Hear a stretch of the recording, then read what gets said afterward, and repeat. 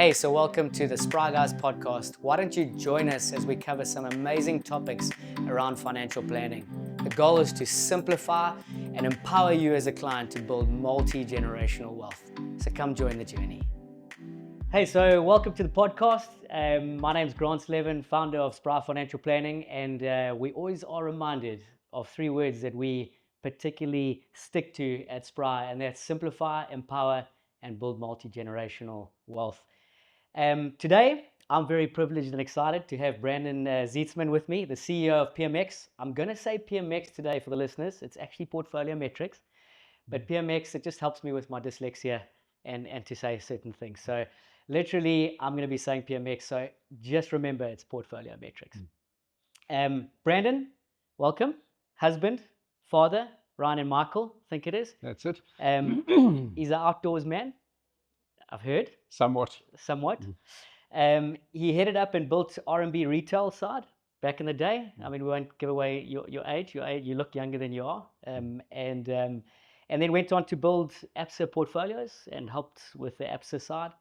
And then founded PMX, PortfolioMetrix, international global company managing over 90 billion assets under management with multiple partners. Quite a resume. And it's a privilege to have you here. So I think we've just gone into a fresh new start. We've moved from one of our DFMs and we've come with you guys and we're excited. We spent Tuesday with you and I just couldn't get enough of just your story. So I'm actually so grateful to have you here today. So let's jump into it. First question. As the CEO of PMX, tell us PortfolioMetrix's vision and what do you see for the future in PMX for our listeners? Well, Grant, first of all, thanks for having me. It's wonderful to be down here in KZN as always. I'm not sure, the vision is quite sort of tricky to paint without context in the past and where we come from, because I guess it's a little bit of an extension of that. So I guess if I reflect on the last 15 years, because we're coming up for that anniversary now on April, 1st of April, which is probably not that auspicious, but anyway, we managed to get past that. But yeah, look, getting into investment management back in 2010, it wasn't easy because the incumbents were well established, all the big names, as you can imagine. And they were well entrenched, managing sizable assets, long investment track records, and big names in the industry. And what it kind of required was finding almost a chink in the armor, somewhere, just finding something that no one was looking at. And fortunately, I think that when you've got incumbents, you become quite motivated to protect what you've got, and you sort of start ignoring opportunities. And everyone is worried about the threat from international players and passive investing, fees, regulators, etc. And the real opportunity that was being missed was what was happening in the advice space. Yes. Advisors, and historically for good reasons, were treated very much as distribution. As salespeople, I mean, they flogged product, they made upfront fees and fire and forget, and you moved on. But for a whole bunch of reasons, advisors undergoing this massive professionalization, and the seeds of that went back to the 1990s, then the 2000s, but certainly by 2010, there was this massive revolution underway. And I think to the extent that the major players were still focusing on solutions and focusing on selling, gave an opportunity to those of us who said, hold on a second, advisors are looking for something else. They're looking for solutions. They're looking for partnerships. And I think what was underway was the whole value proposition of advice had changed. So instead of advisors just picking funds and throwing darts, this profession was emerging where you had massively well-trained individuals who were focusing as much on the relationships and coaching, but also not on getting a deal done, but focusing on how you looked after a client for 20, 30 years. The real value in a client was not just acquiring them, but retaining them. But along with that came sort of this very high degree of specializations where good advisors were jettisoning the bits that were distracting them. So everything that counted to distraction was a reduction in focus.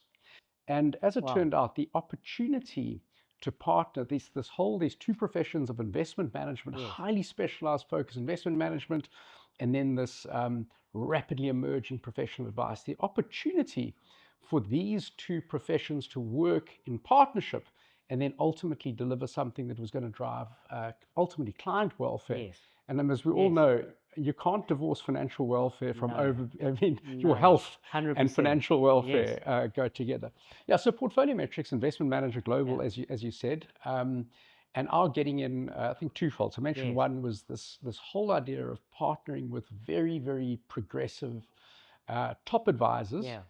And the second one was to look at what the big managers were doing that we didn't think matched that solution model. Okay. And I think the first one was that people were so obsessed with performance that it became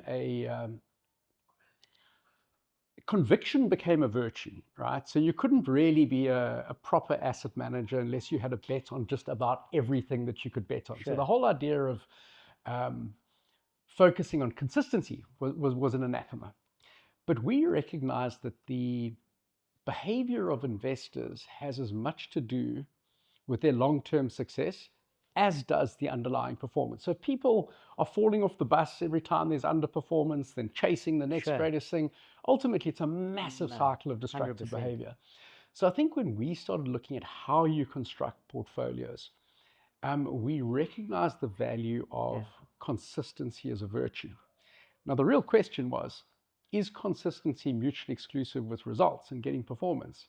Now, we contended that it wasn't, okay? Yes. People disagreed. Well, 14 years later, I think we kind of proved 100%. that they're not mutually exclusive. Exactly. So I think those two things, Carl, that's where we come from. I mean, in Okay. terms of the vision going forward, I do think it's an extension of that. Yeah. And there's a lot of doubling down. I think that there's a lot of value. We're learning an enormous amount from the firms that we're partnering with. Yeah. And equally, you know, we're not short of ideas. So I think it's more a condition of continual improvement rather than something that's completely revolutionary. So it's more that evolutionary vibe. Yeah. And it's amazing. I mean, just from starting the industry in 2011, just to see the change. When you talk about that 2010, 2011, I mean, I look at my uncles that were in the industry beforehand. When you talk about the players and the role players, and just it was more sale than actually looking after your book, looking after your clients, making sure that they grow wealth. And that's one of our things is multi-generational. And I think on Tuesday when we were with you guys in Joburg, listen, it's a lot more hotter today than it is here in Durban than it was in Joburg. But just being with you guys and the story behind it is so inspiring. And when you talk about that now, to see that from back then is just, we've partnered with that and we love that, you know, and in terms of that. So perhaps maybe the second question is you can give us, just speaking about the advisor and speaking about what we are forming in terms of a partnership, a DFM, Discretionary Fund Managers. You know, most of our clients know that, understand that, and our listeners. So where do you see, and I know we've spoken about this before, but where do you see the advisor's role for our company, Spry, as with you guys as PMX? How do you see that in the future and going forward? Grant, look, I think that can I treat it from a business model point of view? Absolutely. So, as you. So if you think about it, it's if one keeps on just acquiring new relationships. So from a PMX point of view, you know, you want to grow as a business. You know, for any athlete that's listening to this, there's no such thing as maintaining fitness. You know, you're either getting fitter or you're losing fitness. So if you base it really is. You know, but if you think of PMX and you think of the DNA, right? It comes from having a vision. It comes from the energy to pursue it. I mean, can you imagine if we asked the current generation, the cohort of leaders at PMX, just try not to mess it up, just hold on. You lose your DNA. Yes, so by staying the same, you lose your DNA because you've got to keep on evolving. So what does that look like, right? Now, first of all, I mean, we obviously operate in the UK and elsewhere. Those are big markets, but let's focus on SA. It's not a massive market, and your pool of advisors, you know, once you get out of the top echelon, and you start sort of saying, we're going to keep on growing and growing and growing, but maybe adding like a different caliber. Now, I'm not being hopefully too rude, but but not the caliber that, you know, all of a sudden you start running the risk of diluting your value proposition. So for us, there's far more opportunity and possibly even virtue, okay, in being closely allied to the businesses we work with and working in close collaboration to help you grow your business in the way that you'd like to. I think you had a chat to Tyrone on Tuesday, and that was amazing. I think it was a standout from our team. Not taking away anything that you said, but it was, and that culture is amazing, and how advisors and that I think like your guys' culture is inspiring in terms of that. So well, I think the exciting thing, I thought I sort of had been original when I came up with this term, but it turns I hadn't come up with it. It already existed. It was horizontal integration. Okay. So vertically integrated businesses would be like your big firms where they, you own the asset management, you've got the admin, the platform, you've got the advisor.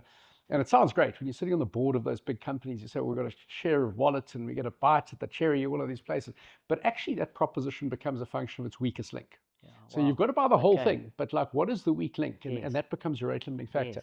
So this horizontal integration for me is more the interaction of independent parties. I mean, not that we want you to fire us, but if we, if ultimately it didn't work out, right, you could. Okay.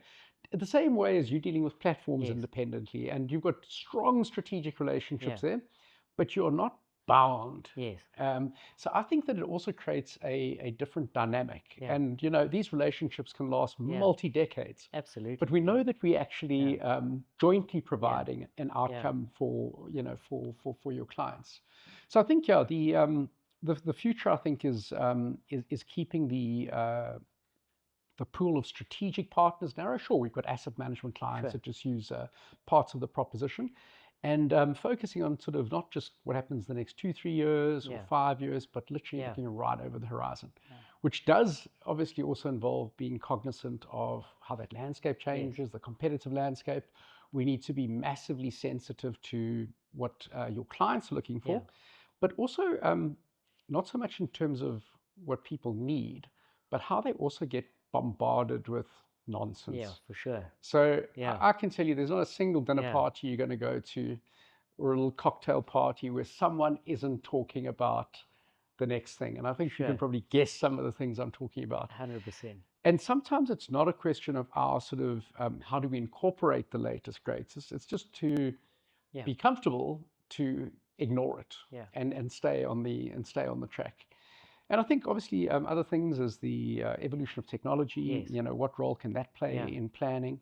I'm particularly interested in the opportunity we have through technology to bring clients closer to the process. So instead of in the past people just dumped all the decisions that were made. And, it's quite overwhelming because there's a lot of stuff going on. But just that visualization of portfolios, that what we're doing becomes really intuitive to investors who don't have a background in finance.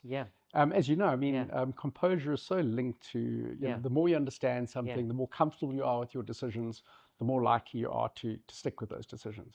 So I think that being cognizant of not only technology for advisors, but technology for advisors to be used at the client interface, I think that there's massive opportunity. Geez, that's amazing. I mean, one of the things that we've really enjoyed is understanding the behavioral side to an investor, and there's more science to it than actually, and it's made me think about some of my clients, why they haven't wanted to go into certain portfolios or do certain things when you understand the behavior behind them. And your tech that you've come up with is absolutely exceptional. Just maybe off script and off where we're going here, which I like to throw in just what I found really great at PMX is the culture. I mean, we've only spent a bit of time, but maybe just a question for you around the culture, because everyone wants to build culture. You speak about DNA, you speak about culture.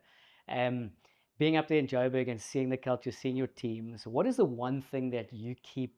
I mean, and this is helpful for listeners. I mean, it's got nothing to do with investing, but it helps people with their companies and all that. What is the one thing that you do or have tried to put in that has built a strong culture in PMX? Sure. I think the first thing is that culture is dynamic. So I think that one of the risks you have with any business is a founder culture that just carries on. So you've got people that you're adding to your organization the whole time, potentially losing people from your organization. Every single time someone comes in, they're going to bring some DNA with them. And I think that the the thing is to embrace that and allow the culture to evolve.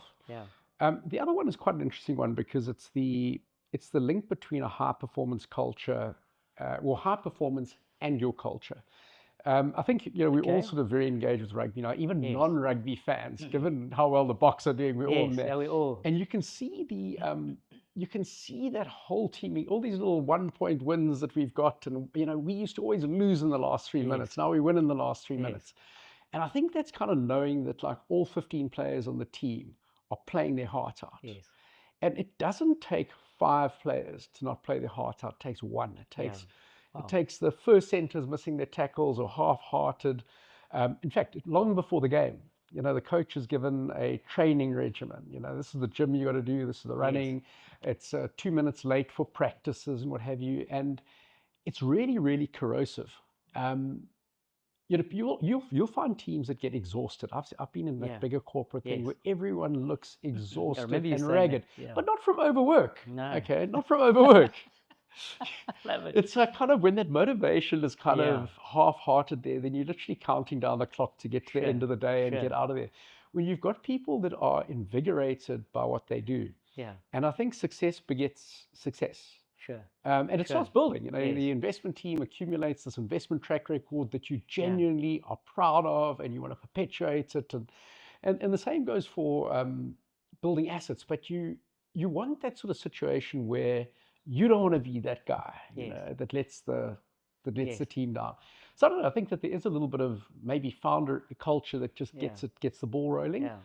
But the perpetuation of that doesn't have to be a carbon copy of that culture. It just is the right people. I think the one thing I have learned, and this is possibly on the, there's a positive dimension and the negative dimension to this. The positive is when you recruit an ad, I think we, quite often you look at qualifications, you look at whether the person's capable of doing the job, but you need a certain amount of ambition. Now you get crass ambition, which is I want to go and own this car and have these expensive bits and but I think ambition through the right lens is holding yourself to a certain standard. So it's not a question of achieving things to make your boss happy or your colleagues happy, because it's what you expect of yourself. I think that interview process needs to make sure that those are the guys you're catching in your net. The other one was slightly negative. I mean, we had a conference 2 or 3 years back, and we had Henrik de Tooij, CEO of 91 Asset Management, ex-Investec, and he just sort of said, if you have the wrong people that are pulling you back, don't hold on for too long. Now, we've been very lucky at PMX as we haven't had too much of that. But sometimes it's just, it's inevitable if you've been there long enough. And numbers, But that is obviously very mitigated if you're getting the right people in. But it is all about people, really. I mean, no, it is, and I think I remember once I heard character gets you in the room.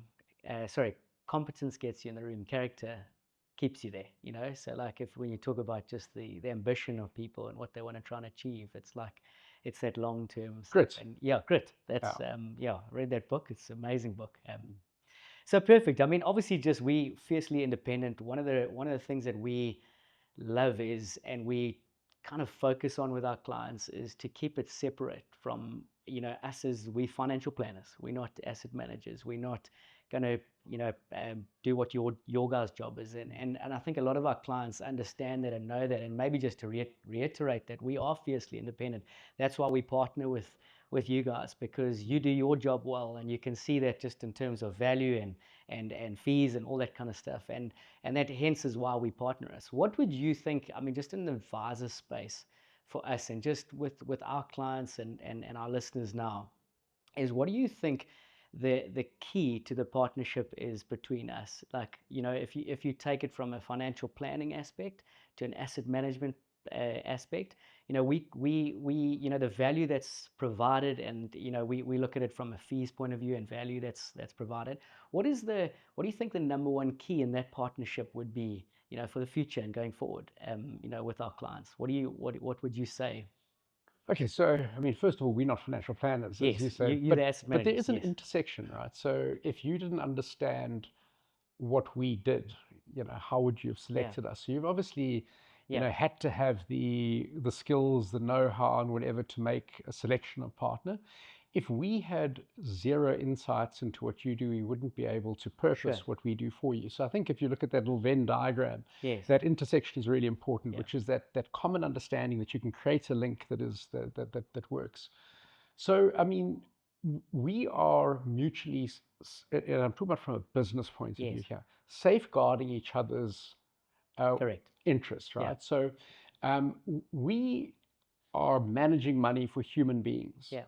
And we are trusting that they are being well advised, right? Because these are your clients, but we still have accountability. If we make a mess, but we want to know that if we ask to manage a portfolio, it's a balanced profile or something else, that for goodness sake, we hope they're in the right place. We're going to manage to the best of our ability, but if they're in the wrong place.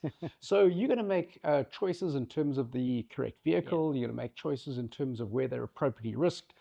You've taken into account the financial circumstances, preferences, actually financial personality. And the outcome of your professional process is an input into ours. From your point of view, these are your clients, your relationships, and you're putting enormous faith in our hands that we are going to follow the instructions that you've given us to a T and make sure it does so consistently. Look, I think the nice thing is, I mean, what you guys that has got unusual, and it's a massive, a huge advantage, right, is actually your age, right?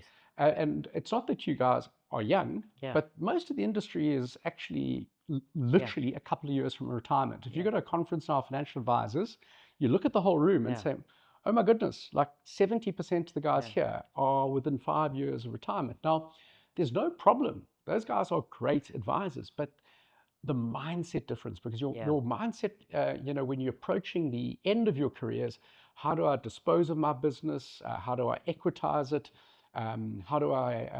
What is my succession plan?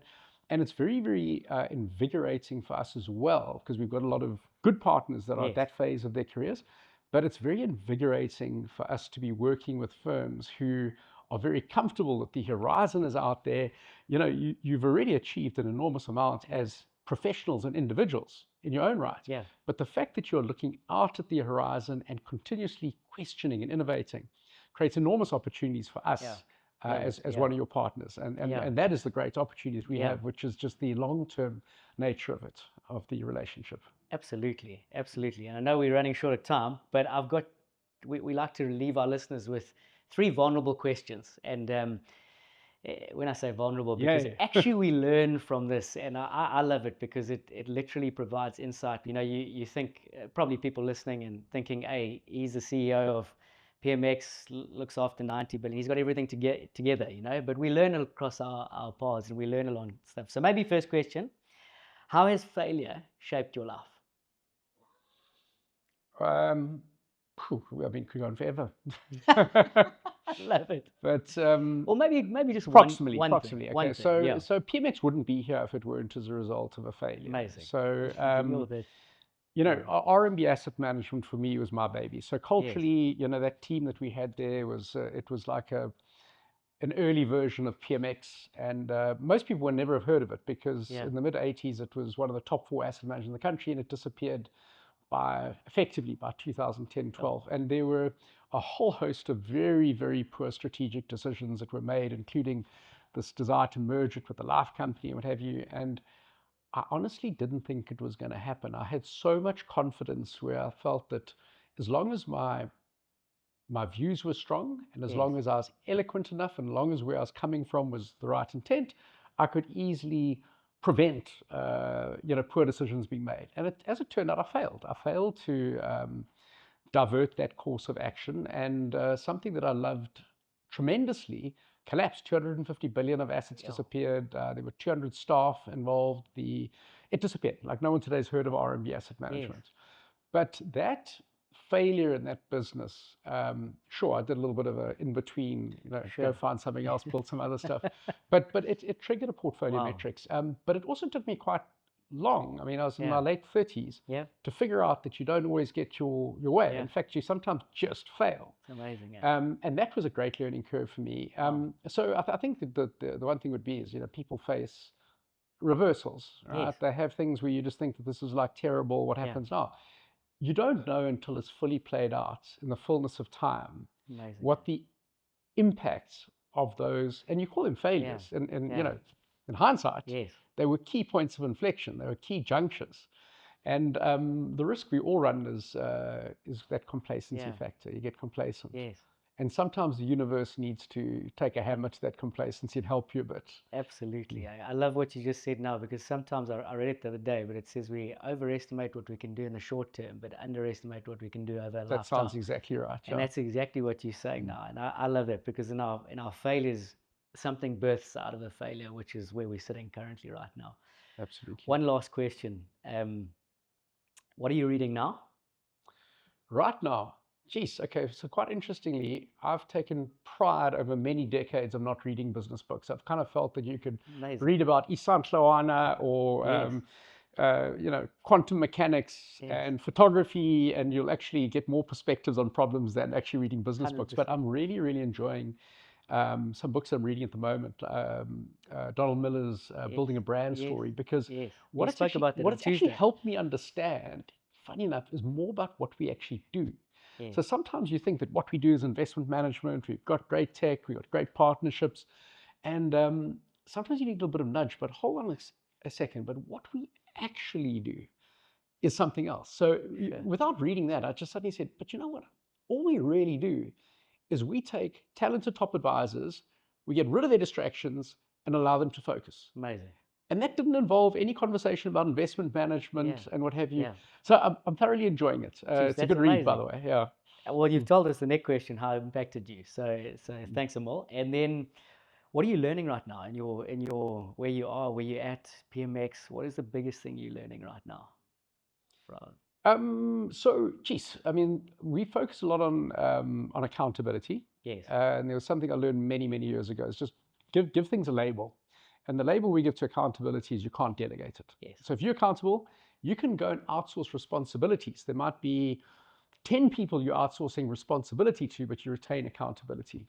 Sure. So that we've had going for a long time. But what I've latched onto more recently is just leadership. Sure.